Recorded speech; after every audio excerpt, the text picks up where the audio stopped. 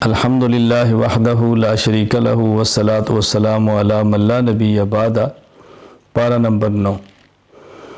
اللہ تعالیٰ نے اپنے بندوں کو سمجھایا ہے اور یہ فرمایا کہ ہم جب بھی کسی بستی پر عذاب نازل فرماتے ہیں تو ان کو مختلف احوال دیتے ہیں، خوشیاں بھی دیتے ہیں، تکالیف بھی دیتے ہیں۔ دیکھتے ہیں کہ خوشی میں کیا کرتے ہیں اور تنگی میں کیا کرتے ہیں۔ جو خوشی میں، راحت میں اور بے آرامی میں، تکلیف میں اللہ کے ساتھ یاد کرتے ہیں بچ جاتے ہیں، اور جو خوشی میں لے تو اکڑتے ہیں، تکلیف آئے تو گڑ گڑاتے ہیں، تو یہ لوگ پھر پھنس جاتے ہیں۔ تو مومن کی شان یہ ہے کہ خوشی ہو یا تکلیف ہر حال میں اللہ کا بن کر رہے اور اللہ کو یاد رکھے۔ حضرت موسیٰ علیہ السلام کا واقعہ اس میں بیان فرمایا ہے۔ حضرت موسیٰ علیہ السلام کا فرعون کے ساتھ مقابلہ ہوا، فرعون سے گفتگو ہوئی ہے، فرعون نے جادوگر موسیٰ علیہ السلام کے مقابلے میں بلائے ہیں۔ اللہ تعالیٰ نے اپنے کرم سے موسیٰ علیہ السلام کو فتح دی ہے، جادوگروں کو ناکام کیا ہے، اور پھر وہ سارے جادوگر موسیٰ علیہ السلام پر ایمان بھی لائے ہیں، کلمہ پڑھا ہے۔ اس واقعے کا ذکر بھی فرمایا ہے۔ حضرت موسیٰ علیہ السلام فرعون اور فرعون کی قوم کی طرف آئے ہیں، نبی رسول بن کر آئے ہیں، آپ نے دعوت دی ہے، ان لوگوں نے دعوت کو جھٹلایا ہے تو ان پر کئی قسم کے عذاب آئے ہیں۔ یہاں پر ان میں سے 5 قسم کے عذابوں کا ذکر ہے۔ نمبر 1 طوفان، جیسے جھکڑ ہے، طوفان ان کے اوپر بھیجا ہے۔ نمبر 2 والجراد، ٹڈیاں بھیجی ہیں۔ نمبر 3 والقمل، ان کے اوپر جوئیں، بالوں میں جوئیں، کھانے کپڑوں میں جوئیں، جو بستر میں جوئیں ہی جوئیں۔ والضفادع، مینڈک، کھانے میں مینڈک، پانی میں مینڈک، پینے کی چیزوں میں مینڈک۔ والدم، اور خون، کھانا کھاتے ہیں خون بنتا ہے، پانی پیتے ہیں خون بنتا ہے، خون۔ تو ایک عذاب آیا تو موسیٰ اللہ سے دعا کرو، اگر یہ ٹل جائے تو آپ کی بات مان لیں گے۔ موسیٰ علیہ السلام دعا فرماتے، عذاب ٹل جاتے، پھر سرکش۔ دوسرا عذاب آ گیا، موسیٰ علیہ السلام اللہ سے دعا کرو، یہ عذاب ٹل جائے تو آپ کی بات مان لیں گے، دعا کی، عذاب ٹل گیا، پھر سرکش۔ تو یہ لوگ سرکشی سے باز نہیں ہے، سرکشی ان کی بڑھتی ہی چلی گئی ہیں۔ یہاں 5 عذاب کا ذکر ہے۔ ایک اور بھی ہے، قحط سالی ان کے اوپر آئی ہے۔ ایک اور ہے کہ ان کے پھل اور میوے ایک اور مقام پہ کم کیے ہیں، اس کے اندر ان کو آزمایا گیا ہے۔ اللہ تعالیٰ نے پھر معجزے دیے ہیں موسیٰ علیہ السلام کو، 2 بڑے، ید بیضاء، اپنا ہاتھ بغل کے نیچے رکھتے ہیں، پھر باہر نکالتے ہیں تو ایسے سورج کی طرح چمک رہا ہوتا ہے، ید بیضاء۔ موسیٰ علیہ السلام کو لاٹھی عصا کا معجزہ دیا ہے، پتھر پہ مارا ہے تو چشمے نکلے ہیں، دریا پہ مارا ہے تو راستے دیے ہیں، لیکن انہوں نے نہیں دیکھا معجزات کو بھی، اس کی بھی پرواہ نہیں کی، اللہ کی طرف سے آنے والے عذاب کی پرواہ بھی نہیں کی۔ فی الحال بالآخر ایسا عذاب آیا کہ اس میں پوری قوم فرعون سمیت برباد ہو گئی۔ اللہ تعالی ہمیں پیغمبر کی سچی دعوت کو ماننے کی اور قبول کرنے کی توفیق عطا فرمائے۔ پھر بنی اسرائیل کو، جو موسیٰ علیہ السلام کی اپنی قوم سے فرعون سے نجات دی ہے، اللہ تعالیٰ نے ان کے اوپر تورات نازل فرمائی ہے، کتاب ان کو دی ہے۔ دیکھو، فرعون کی غلامی سے نکالا، موسیٰ علیہ السلام جیسا جلیل القدر رسول اور نبی دیا، تورات جیسی عظمت والی کتاب دی ہے، اور یہ لوگ بھی باز نہیں آئے۔ پھر انہوں نے بھی کبھی وعدہ خلافی کرتے ہیں، کبھی احکام الہیہ کا مذاق اڑاتے ہیں، کبھی دین میں تعریفیں کرتے ہیں، کبھی ہیلے بہانے کرتے ہیں۔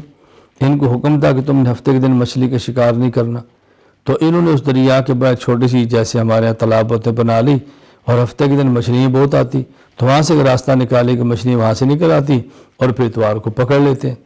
تو ان لوگوں نے پھر یہ غلط کام کیا، ایک ناجائز ہیلا، ناجائز بہانہ اور ناجائز قسم کا راستہ اختیار کیا، آخر ان کے اوپر بھی اس وجہ سے عذاب آیا۔ پھر ایک شخص کا واقعہ بیان کیا ہے، موسیٰ علیہ السلام کے دور میں تھا، بلعم بن باورہ ان کا نام تھا، مستجاب الدعوات تھا، اللہ اس کی دعا قبول فرماتے۔ لوگوں نے اس سے کہا کہ موسیٰ علیہ السلام کے خلاف دعا قبول کرو، موسیٰ علیہ السلام کے خلاف دعا کرو، بد دعا کرو، تو مستجاب الدعوات تھا، تو اس نے ان کی پہلے بات نہیں مانی، تو ان لوگوں نے رقم دی، بھاری رشوت دی، اور اس نے بد دعا کی۔ اب پیغمبر کے خلاف کیا بد دعا قبول ہونی تھی، اپنا نقصان ہوا۔ تو اللہ فرماتے ہیں شخص کی مثال تو کتے کی طرح ہے، اوپر وزن ہو تم بھی ہانپتا ہے، نہ وزن ہو تم بھی ہانپتا ہے، یعنی اس کو وزن کے ہونے نہ ہونے سے فرق نہیں پڑتا. یہ بھی ایسا شخص ہے علم ہو تب بھی فائدہ نہیں، علم نہ ہو تب بھی فائدہ نہیں. کیا اس کے علم نے اس کو فائدہ دیا؟ اللہ تعالی ہمیں محفوظ رکھے اس بیماری سے، اللہ تعالی ہماری حفاظت فرمائے. پھر اللہ تعالیٰ نے یہاں قرآن کریم کے بارے فرمایا کہ یہ عبرت ہے، بصیرت ہے، نصیحت کی کتاب ہے. اور آخر فرمایا وَإِذَا قُرِئَ الْقُرْآنُ فَاسْتَمِعُوا لَهُ وَأَنصِتُوا لَعَلَّكُمْ تُرْحَمُونَ. اس آیت کا تعلق نماز کے ساتھ ہے کہ جب جماعت کے ساتھ امام کے پیچھے نماز پڑھ رہے ہوں اور امام قرآن پڑھے تو مقتدی کو خاموش رہنا چاہیے. قرآن سورۃ فاتحہ سے لے کر والناس تک مکمل 114 سورتوں کا نام ہے. فرق کیا ہے؟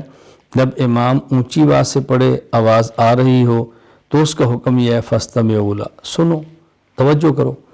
اور جب آواز نہ آ رہی ہو، سری نماز ہے ظہر اثر کی، اس کا حکم ہے وانصتوا، خاموش تم نے اب بھی رہنا ہے. تو یہ اللہ تعالیٰ نے امت کو بہت اہم مسئلہ بیان کر کے سمجھایا ہے کہ اس کا خیال کیا کرو، اس سے تمہارے اوپر رحم ہوگا، اللہ کی رحمت نازل ہوگی. سورۃ الانفال. انفال نفل کی جمع ہے، ویسے زائد چیز کو کہتے ہیں. مراد سے اموال غنیمت ہے جو میدان جنگ میں ملتے ہیں. تو اس صورت میں چونکہ مال غنیمت کا انفال کا ذکر فرمایا ہے، اس لیے صورت کا نام ہی سورۃ الانفال ہے.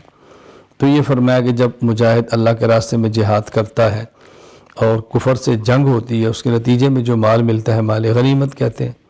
کبھی میدان میں نکلتے ہیں، جنگ کی نوبت نہیں آتی، بغیر جنگ کے مال ملتا ہے تو اس کو مال فے کہتے ہیں. تو یہ مسئلہ بیان فرمایا کہ جب مال غنیمت ہو تو اس کے 5 حصے کرتے ہیں. ایک حصہ مجاہدین کے لیے، 4 حصے مجاہدین کے لیے، اور ایک حصہ خالص اللہ کا رسول یعنی رسول اللہ صلی اللہ علیہ وسلم کی ثوابدید پر ہے، اس کو آپ جہاں چاہیں خرچ فرما دیں. مومنین کی صفات کا ذکر فرمایا ہے. ایمان والوں کی صفت یہ ہے، نمبر 1 اللہ سے ڈرتے ہیں، نمبر 2 تلاوت کے ذریعے اپنے ایمان کو بڑھاتے ہیں، قرآن کریم رغبت سے پڑھتے ہیں، نمبر 3 اللہ پر بھروسہ اور توکل کرتے ہیں، نمبر 4 نماز کی حفاظت کرتے ہیں، نمبر 5 احسان کرتے ہیں، نیکیاں کرتے ہیں، دوسروں کا خیال رکھتے ہیں.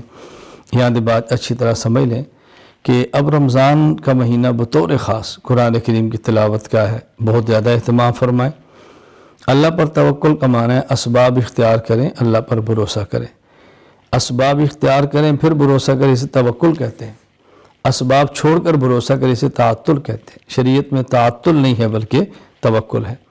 پھر صرف نماز پڑھتے نہیں، اس کی حفاظت کرتے ہیں، فرائض کا، واجبات کا، سنن کا، آداب کا خیال کرتے ہیں اور اہتمام کرتے ہیں نماز کا، اور احسان کرتے ہیں، بہت زیادہ نیکی کرتے ہیں، دل سے کرتے ہیں، اخلاص کے ساتھ کرتے ہیں.